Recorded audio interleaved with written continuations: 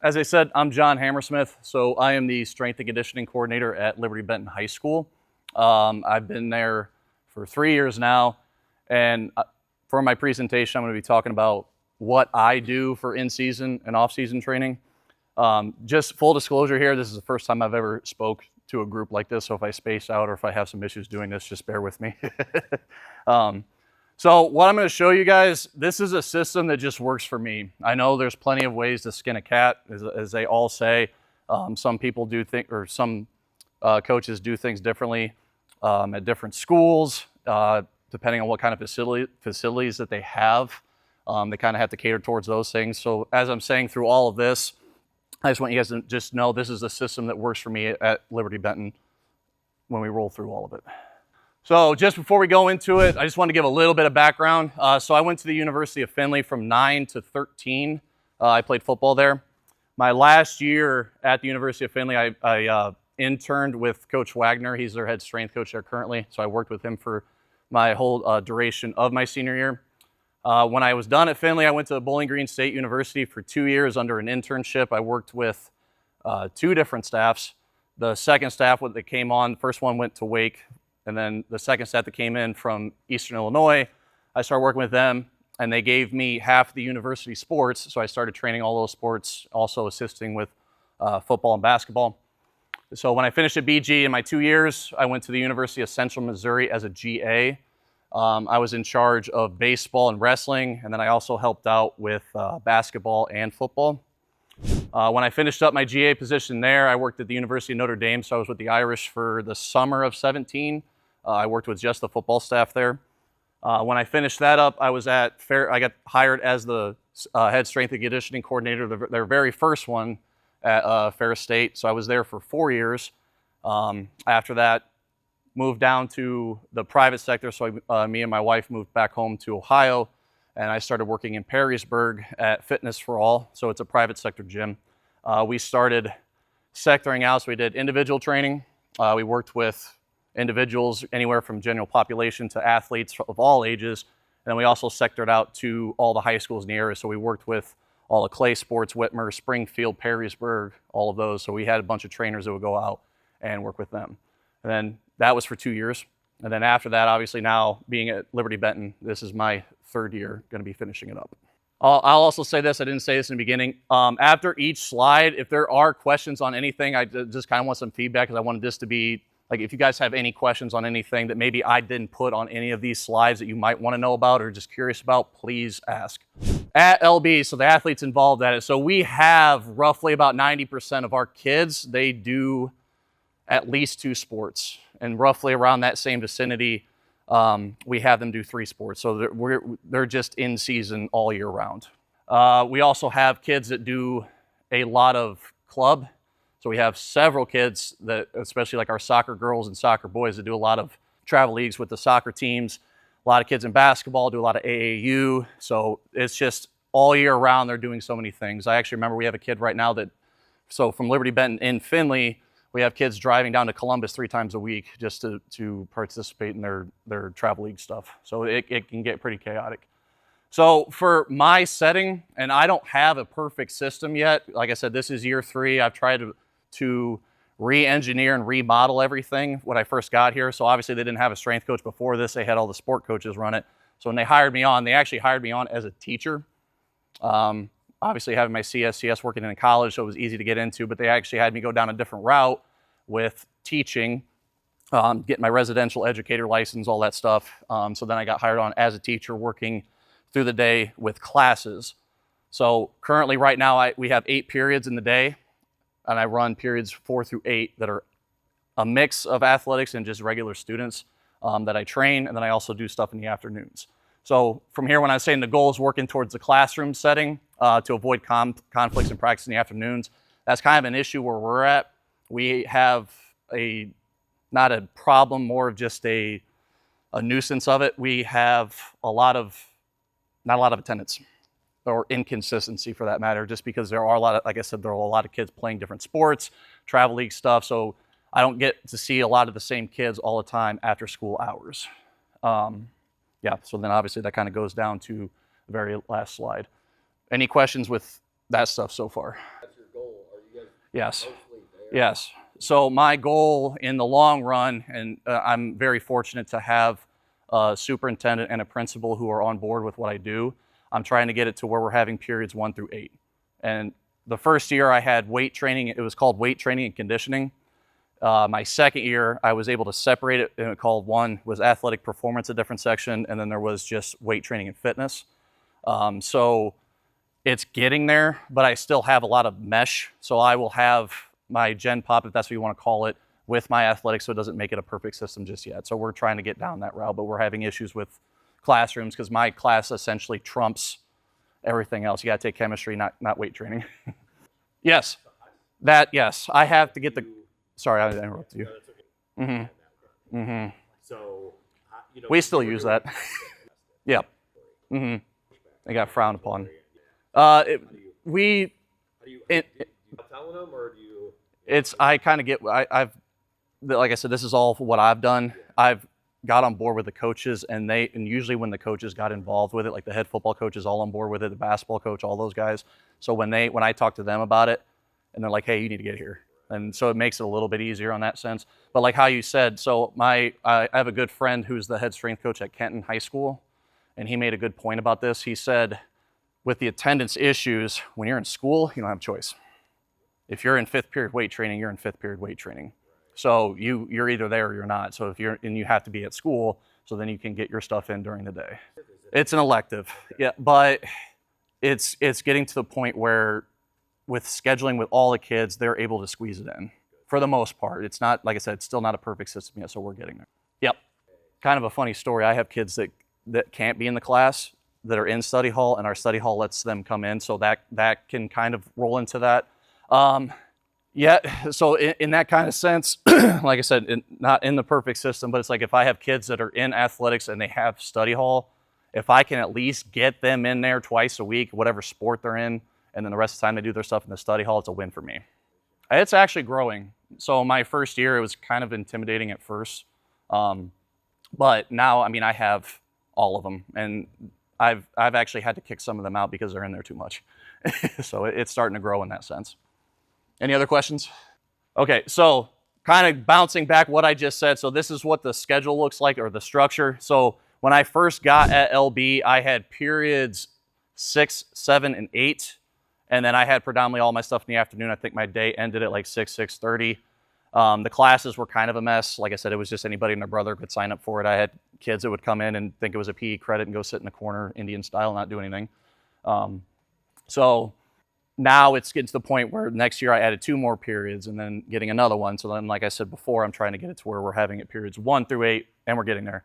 And like I said before, the 2 classes that are separated, so I have 2 classes currently right now that are just weight training and fitness. And that's more or less for just people who want to, learn how to work out, learn how to live, do the proper things, maybe change their lifestyle so that one day when they get older, they can have some of the knowledge that I give them that they can take into the rest of their lives. And then obviously my athletic classes, those are my last 3 periods. Side note with that, the kids love signing up for 8th period. I think I have 45 in my last period. And all the teachers are like, how in the world do you have that many kids in one class? It's like, well, it's a weight room. So they all like to have it at the very end of the day. Each period is 42 minutes. Sometimes I try to, there's a little bit of wiggle room, especially because our school is set up. We have the high school, and then if you go outside the building, I mean, it's only like 5 feet, and you just walk into the other building. That's our weight room. So sometimes I have to have kids, if they need to change, and trust me, I've seen a fair share of interesting things, Crocs, jeans, but I had a kid squat 315 in jeans, which was impressive. But if I had to give them time to change, go to locker room, and then just head into the weight room, and then I try to give a little bit of wiggle room at the end if they have to come back, kind of regather themselves. If they do have to change, whatever it is, just kind of get themselves ready because, I mean, lifting and then going to chemistry is not easy. And then, like I said, so currently in my afternoon schedules, it's around 3 to 5:30 now. So that's kind of just other teams that I don't necessarily have a lot in my class. And that'll be a side note for you. I don't have a lot of female athletes in my class. Mine's more or less the females coming in the afternoon. So that's kind of how it looks. Any questions with that so far? Okay. So this is kind of structured how the training looks on a weekly schedule. And it's kind of nice, like I said, having it in the class period makes it so easy for me to program. So on our Mondays is usually our lower body emphasis, max effort lowers, whatever it is. Tuesday will be either prehab, mobility, or a max effort upper. So like when you get into my weight room, I have different sections to go for just because I still have kids meshed in my class that are not athletic and they're just student. So I'll have like a weight training section for just the students.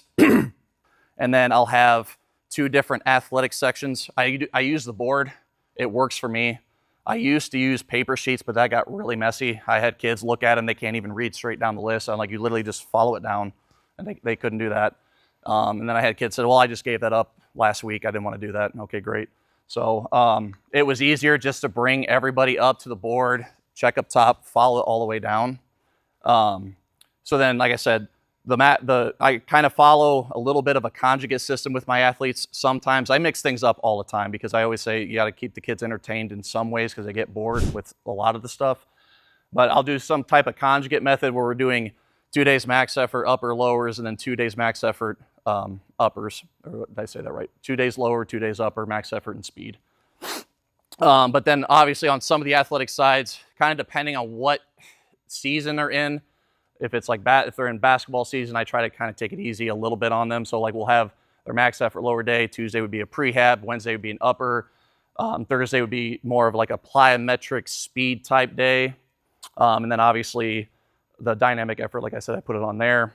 And then Friday, I know this might sound crazy, but I actually make it a gym day because keeping the kids, if you want to say entertained or occupied the entire week, I take them into the gym on Friday. They can do homework. They can shoot a basketball, like just talk with their friends. It kind of gives that sense of release for them. And plus 2, training 4 days a week, I think is plenty for them.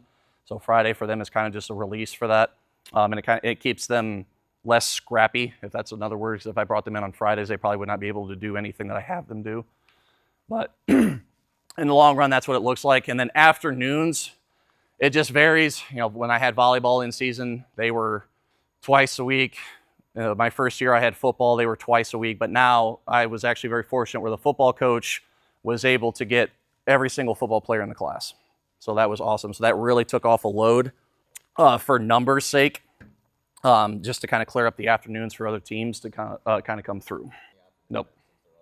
Yep. So our coach that just recently retired, when they hired me on, that was something that he was really wanting to model. So yeah, so we have every single football guy in the class, which makes it beautiful. Any other questions? Well, hopefully I'm staying in the camera. Yeah. So this is kind of a system that I follow when I'm implementing my exercise movements.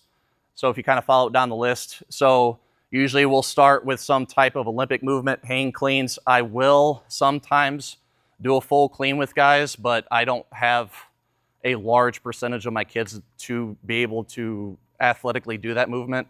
I mean, we had a kid right now who's committed to the University of Findlay for football, 300-pound offensive lineman who can power clean 275 from the floor. So it's like for him, and I got Jack over here who's a freshman who weighs 110 pounds, and he's never seen a barbell before yet, and so I won't get him to that point. So like even with cleans, I'll actually piece them apart. So if I have an individual who has never done an Olympic movement in their life, I just break it apart. We might do bar scoops on the rack, just to practice that catching position, kettlebell swings to learn how to hinge, box jumps, just so they can kind of practice that explosive movement, and then eventually start getting them into the barbell stuff.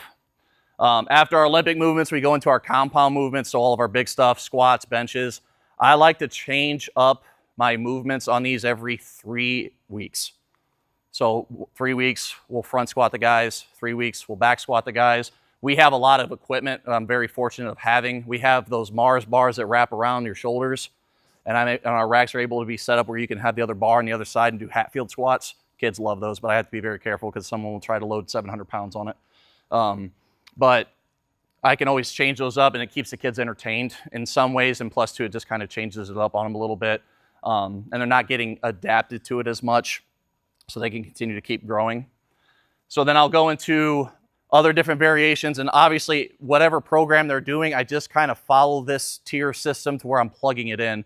So we'll get an upper body push, whether it's horizontal or vertical, upper body pull, so pull-ups, rows, horizontal, vertical, some shoulder movements, if it's unilateral, side raises, front raises, black burns, band pull apart, stuff like that, a lot of scap work. I'll do a single leg squat. We do a lot of Bulgarians, pistol squats, some type of lunge. And then we do a posterior chain. So if we're doing reverse hypers, RDLs, we got those hamstring rollers that we use a lot too. And then we'll finish with some core.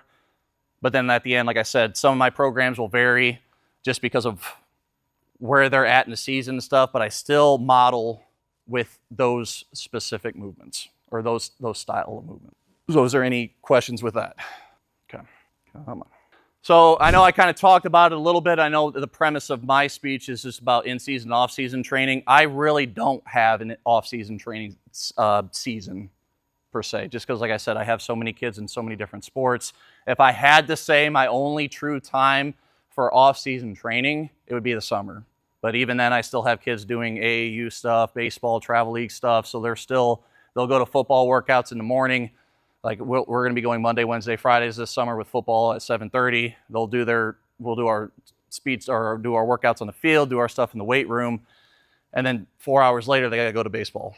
So even then, it's still not a true off season. So what I call it is training all year round eventually turns to an off season for me, or at least for my kids. So I build them up in the beginning of the year to the point where, we're potentially increasing the intensity and the volume because they're just adapting to it so much because they're with me every day, which will eventually turn it into an off season all year round.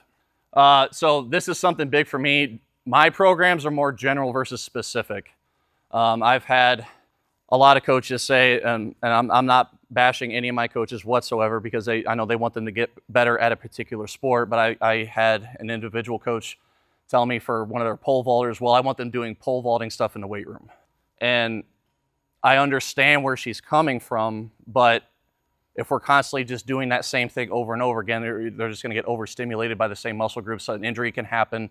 They have to strengthen everything else up on that. So I like to keep my programs basic. They need to learn how to squat. They need to learn how to hinge. They need to learn how to being able to put force into the bar, being able to catch the weight, being able to stabilize, things like that. So that and I always tell them this, I wouldn't take a basketball kid in the weight room and teach him basketball drills. Like that's you want to get specific, it's in your sport. At practice, that's when you're doing those things. I have to strengthen their bodies to a point where they're able to withstand all the mental and physical rigors that they will face in their sport. And obviously the second part kind of correlates with it, training the overall athlete versus the specific athlete. We had, like I said, that one football guy that we had that's going to Findlay, he does football, wrestling, and track. So I'm just kind of making sure that we're doing all those things in the weight room, hitting or crossing all those T's and dotting all those I's, hitting every body part, making sure that they're strong, that they're durable, that they are able to do all those things that they can in those sports. And then obviously, depending on the season, like with this individual in wrestling, it kind of took a beating on him. So individually, I had to kind of back him off on certain things, but we still tried to load as the season went on. And like I said, for the very bottom, volume and intensity are implemented in type of waves in my periodization. Over, like I said in the beginning, slowly increase over time, but then sometimes we just have to back it down because I know for a fact 90% of my kids do not know how to take care of their bodies, and I'm trying to do that as best as I can, teaching them how to eat right, how to sleep, all those things, because they don't really value those things. They value the training when they don't realize the 23 hours out of the day they have to be doing the right things to make sure their bodies are taken. Any questions? Yes. We don't have that yet. I know that like I said, I'm fortunate to have a lot of people in my corner at the school who are willing to do things to get us to that next step. I know a lot of our football coaches want to start something small, like they want to get fridges in our weight room to where we can have, if it's chocolate milks, if it's a little protein, muscle milk protein shakes, just something. Because I know a lot of the kids will not eat anything after their workout sessions. I try to help kids. I'll also kind of pull kids aside and see how they're doing those things. And like I said, it's just me doing it, so it makes it a little bit harder. But I try to do what I can for everybody. I'll have a kid that says, "Well, I can't gain weight." Well, what'd you eat for breakfast? Well, I ate Cheerios. Okay, well, that's a problem. So on that sense of things, I try to individualize myself to help those kids out. And then obviously, like I said, we're trying to build it to where we're getting stuff and access for them down the road. Yep. Currently, yes. Potentially, yes. So in the future, yes, I'm going to be pushing towards something so we can give all the kids access to things so that we can take that to the next step. So just continuing on. So when kind of looking at when I talk to you about my exercise implementations on what I do with exercises, I kind of talk about the volume intensity here. So I usually keep my compound movements moderately low in volume year round. So usually around 3 to 5 reps in that range, just because I don't want a kid doing 12 reps on back squat, if they're 2 days out of a game, something like that. I always want to try to keep the volume decently low, but we will always have the intensity kind of bounce. I'll occasionally throw drop sets in their compound movements. So like if I have a kid who's actually really good at benching or squatting or deadlifting, but he still has some mishaps, if there's some things he's not doing exactly right, I'll have him drop down to a certain percentage per se, or just a different weight to kind of fix that form and do a little bit more reps.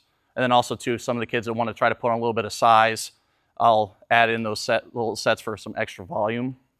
But usually we make our money on the accessories for volume. So if we're doing our 3 to 5 reps on our main movements, I might have the guys go down and do some goblet squats for 8 to 12, just so they're still getting that volume in. Or if they're benching, I might have them go over and do some dumbbell presses for 8 to 12, just so we're getting our volume in somewhere else. Safer that way, so they're not getting too overheated or overexerted from the main movements, and it could get ugly, and I don't want them to get hurt. For me, this is what works, especially in the high school setting for me. PRs are in training, not in max days. We have, every summer, our coaches do a lift-a-thon, and so all the football guys will come in and we'll max out, see where their guys are at. I don't particularly like doing that. I like to see it when we're training in the year. So like I was telling some people here earlier, we had a kid that's been very consistent with me in the class all year round, and he's never hit 185 on bench, and just one random week he busts out 4 or 3 reps, smooth. I'm like, you're done, that's perfect, that's a new PR for you. He's like, I didn't even realize that. So I kind of look at it from that sense. I want to see how they do in their training. If they're feeling good that day, we can push a little bit, but I don't want it to have them build up to a point where, okay, you are maxing out on this day, because so many things could go wrong with that. We have a lot of kids that maybe they didn't get enough sleep that night, they didn't eat enough, they stressed out with school, whatever it is, and they go into it and they're going to try to be a hero and hurt themselves. So I always try to make sure that I try to get their PRs in training. When it comes to percentages, I like to use them, and then there's times I don't. So like when I follow a conjugate method with my kids, I've gotten, that's a word, I have it to a point where most of my kids know where they're at. So like if for 3 weeks we're box squatting and it's max effort, they know where they need to be, so they'll hit their reps, go from there. And then after 3 weeks, we might go into Hatfield squats or front squats and just kind of change those variations. So they're just going to kind of feel those out as the weeks go, because the movements are constantly changing. But I also have issues with that as well. If I don't have numbers, kids try to max out every day. I hit 225 today on bench. Well, it didn't look that great. Okay, well, I'm going to do 245 next week. No, that's not how it works. So I always got to try to be careful with those things. So any questions with this? Yes. Set-wise or rep-wise? 3 to 5 main movements. So for back squatting, front squatting, deadlift, yep. In that range, more like 20 to 25 in that range. Usually we'll do about four sets of 3 to 5 in that kind of set. Kind of depends on the intensity too. Like if their top set's going to be 80%, it might be down a little bit if it's 85, or if we're getting close to that 90. I haven't gotten to that far just because of the time constraint with mine. So I usually, the bread and butter for me is anywhere from 4 to 5 sets on their mains. Now we have a new track coach that came in who threw at Tiffin, and he's helping me out with it. He wanted to kind of implement his stuff with the kids, and I thought it'd be a good idea. So he has done that with the kids. They used to do like 10 triples or whatever it was, and get into with their main movements and things like that. Yep. For me, it's not that I don't disagree with that at all, but I find it, for at least my sense with the kids, the accessories are where it's made. Just because if we stay in the main movements way too long, they're not hitting the things that they really need to, like the hamstrings and the lower back. In that, yes. Yeah. It's kind of hard to individualize every single person. Obviously, like I said, I don't really have specific programs for each kid. So I don't have a football workout for a football kid, a basketball workout for a basketball kid. I have a large scaled program that just kind of hits that tier system that I showed you, from hitting like the main movements, the Olympic movements, the back squats, the accessories, things like that. If I need to, it will get individualized for that particular person in that scale of the program. So if I have a very high skilled kid who's very conditioned and has many years of training experience under me, I can tinker his program to make it fit his intensity versus working with a freshman who's never put a bar on their back before. So I kind of model it this way.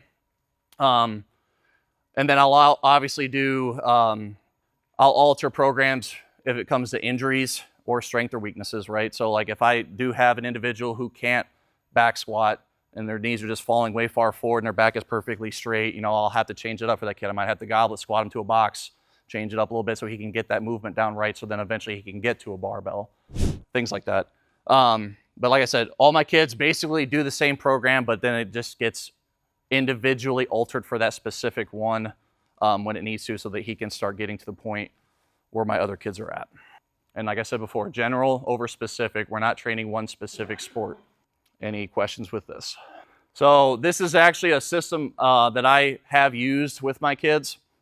That like I said, that conjugate style. So the 2 days max effort uppers, 2 days max effort lowers. The low volumes on the main movements, like I said, 3 to 5 reps. High volume accessories. I'm fortunate to have Tendo units.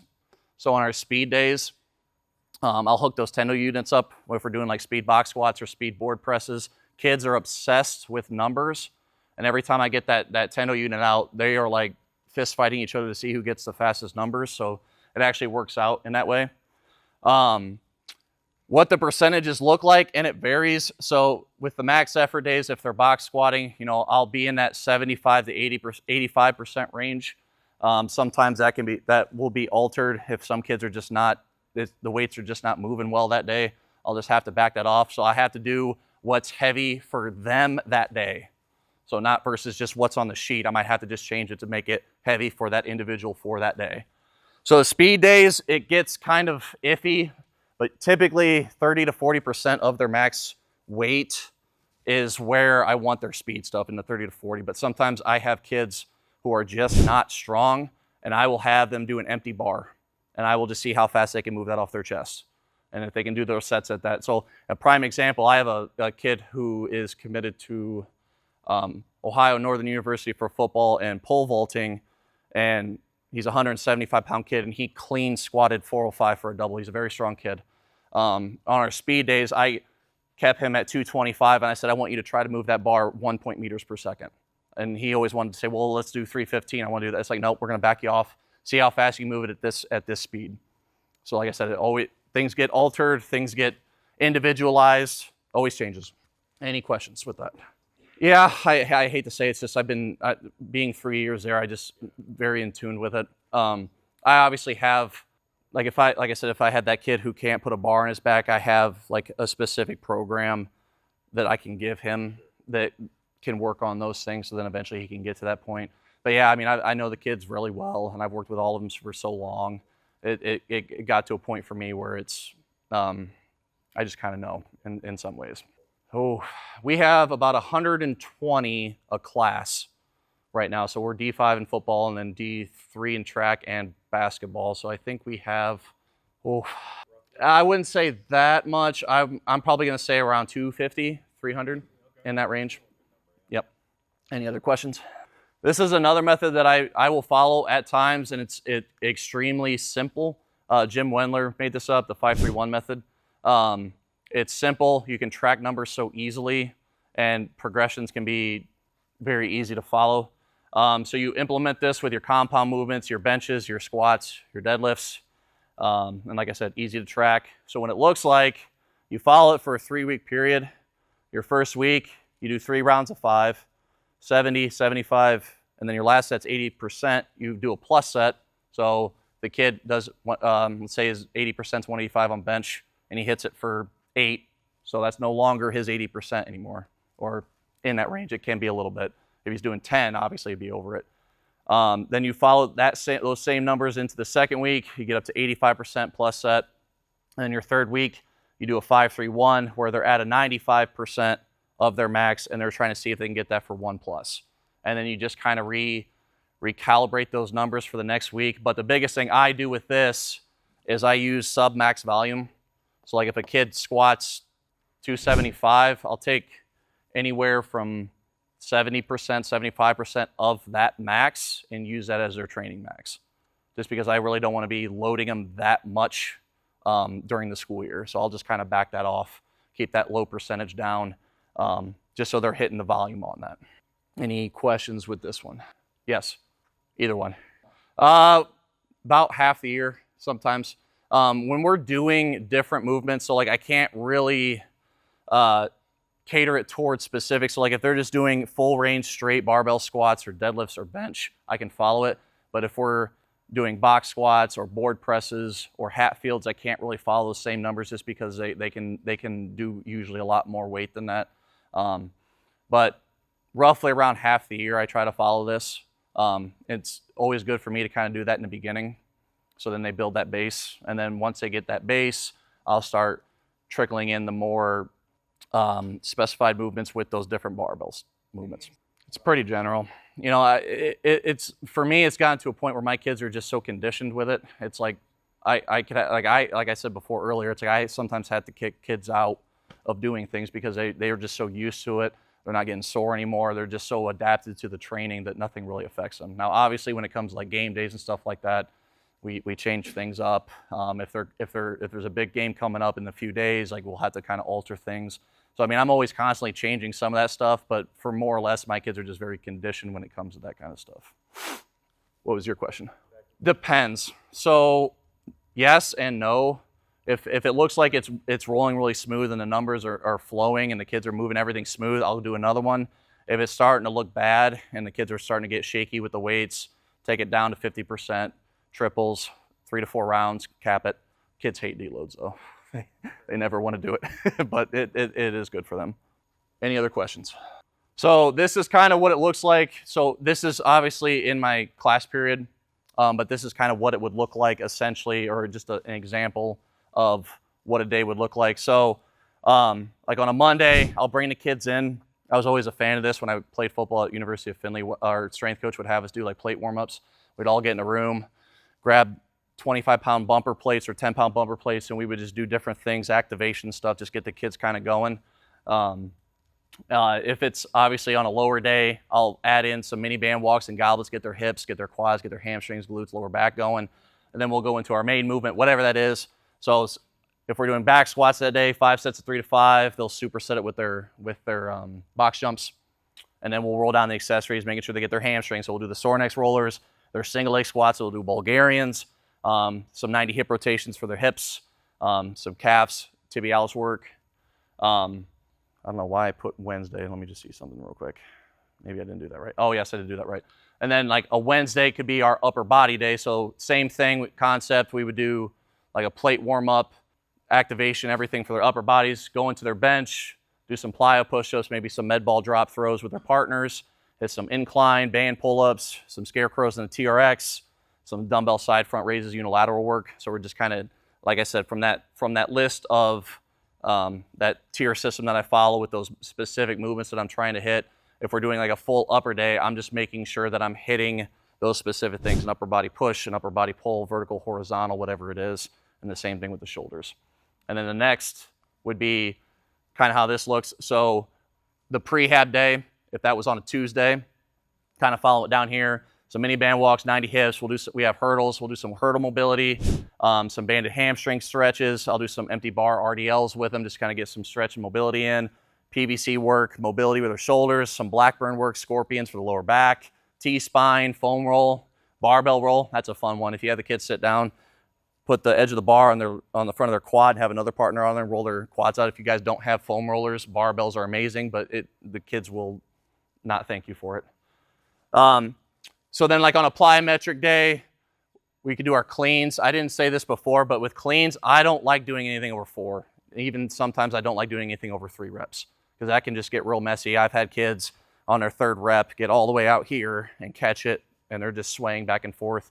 With those high-skilled movements, I usually like to keep that around 3 to 4, depending if it's a very light percentage, but nothing over that.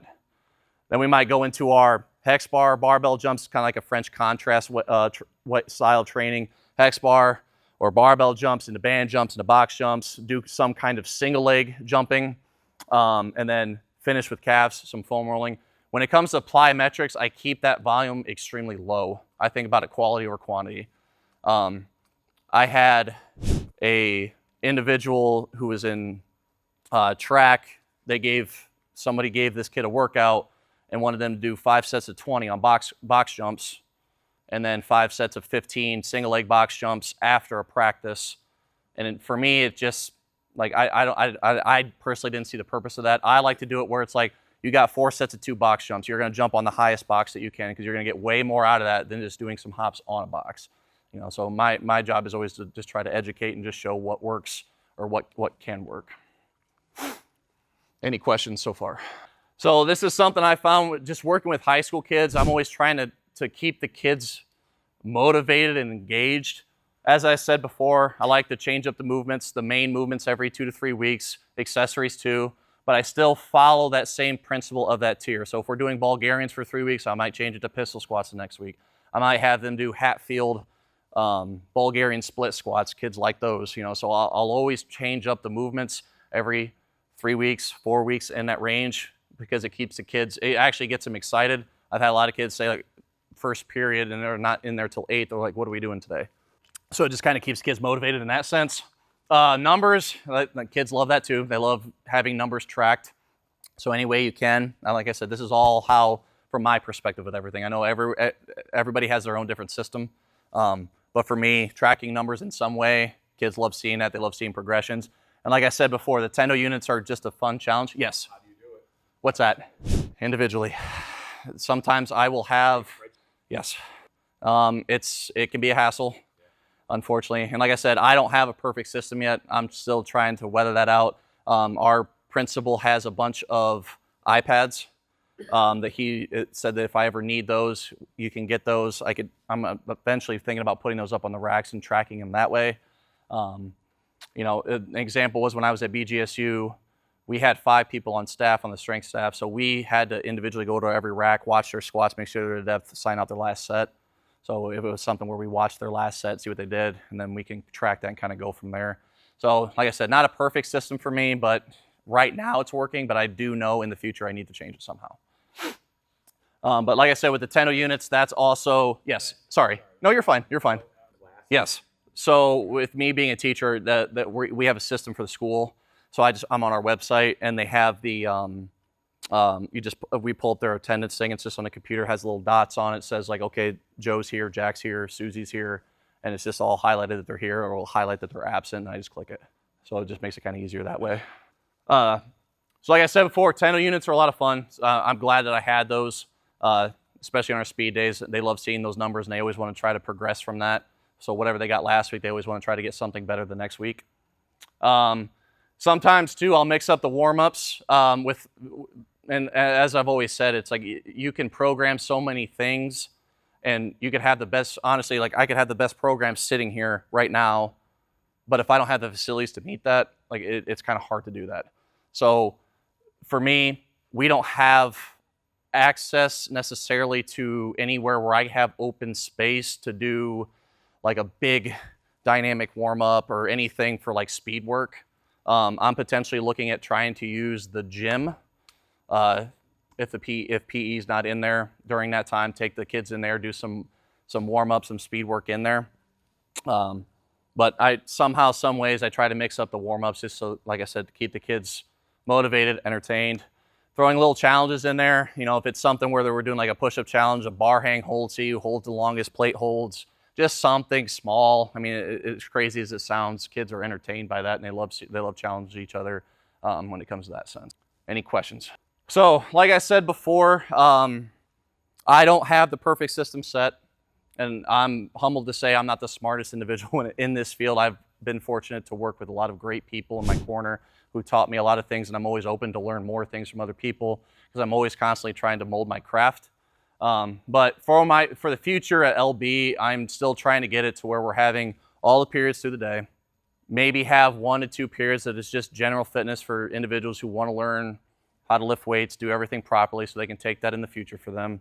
And the rest of my classes have all my athletics.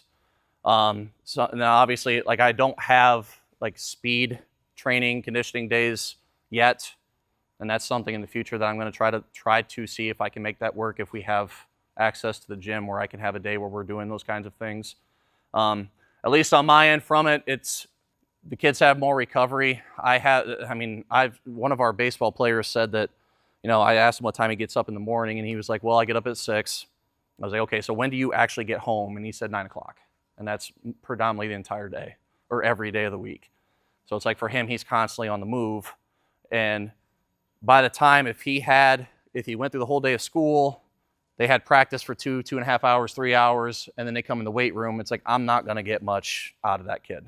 Like, as great as the kid he is, I'm not going to be able to get the actual performance that I know that he wants to give me just because he's so burnt out from the end of the day. So having that kind of separation, in my opinion, where I'm trying to model that, if they have the class during the day, they have that time to recover, bounce back so they're ready for practice, and they can just go home after practice, and also be a kid, because I know that's just a very busy day for a high school kid. And like I said, avoid long days, the gaps, and then obviously the perfect attendance. So kids are there 5th period, they don't have a choice. Afternoons, a kid could be like, I don't want to go. Well, now they don't really have a choice when it comes to that matter because they're in the class period. And the scheduling issues, that was a big thing, especially with football. We had, there would be days where the kids wouldn't get done till 6:30, and then they had to try to come over to the weight room, and we wouldn't get done till 7:30, 8 o'clock. So, it's just a lot on the kids when it comes to those things from a scheduling standpoint. So,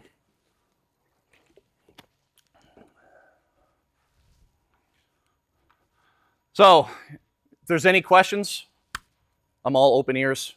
This is my email. If you ever want to reach out, ask me any questions.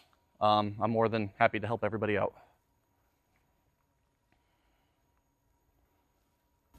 Yes. How many of your athletes do like private sector training? A lot. So I had I had a girls wrestler who would travel up to, I think it was Lima, and she would do her own individual training there, so she wasn't training with me. I'm not upset about it. It just is what it is. She has someone that she trusts. She has someone who she's been working with for a long time, so things like that. But we do have a small percentage of kids that do the private sector stuff, but I think ever since I got there, especially the first year, when everyone started to understand what my position was and where I was coming from with it, that's trickled down. So now it's just with me for the most part. You said in the summer you train football 7:30. When they're done, do you have like an open gap for other teams? Yes. Or athletes? Yes. So last summer, our football coach wanted to go Monday, Tuesday, Thursdays. He always wanted to have them have Fridays off. The new football coach coming in, he has not yet. He wants to do Monday, Wednesday, Friday, give them that gap. So from 7:30 till about 8:39 will be the whole football team. I still don't have the full schedule yet, but I should have it done by May. I'll have how it worked for me from a high school setting. I had an open gym for all women's sports, and then I had an open gym for all boys sports. So it kind of made that a little bit easier in that sense. If I just had a basketball group, there might only be 3 kids.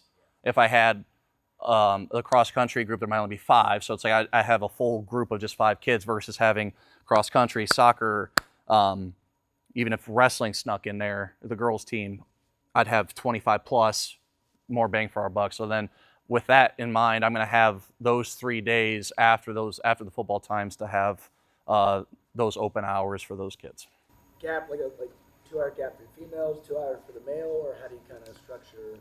And that's how it would be. So like if football is going to be done around 8:30-ish in that range, I'll have the female group come in at 9, like start trickling in, get them going, do all their stuff. If we go to 10, 10:30, whatever it is, and then the rest of the boy groups, if it's, soccer or basketball, they'll all come in after that, and then we'll train for that hour and a half, and then kind of get all that in there. So, yes. 3 days, are you doing full body, or are you splitting upper lower, or like upper? I will mix upper. So you talking for the summer, or just in general? Yes. If we're doing that like that 3-day style, we'll have a mix of uppers and lowers on those days, just so we're making sure that we're hitting every single spot. Yes. Coach, what's the relationship like with the guidance counselors? How does that scheduling system work? Like I said, being at LB, I'm very fortunate to have a lot of people in my corner from the staff standpoint. So it's like I'm always with everybody, even if it is the coaches, if it's administration, guidance counselors, all of them. So I have a very good relationship with all of them. Thank you.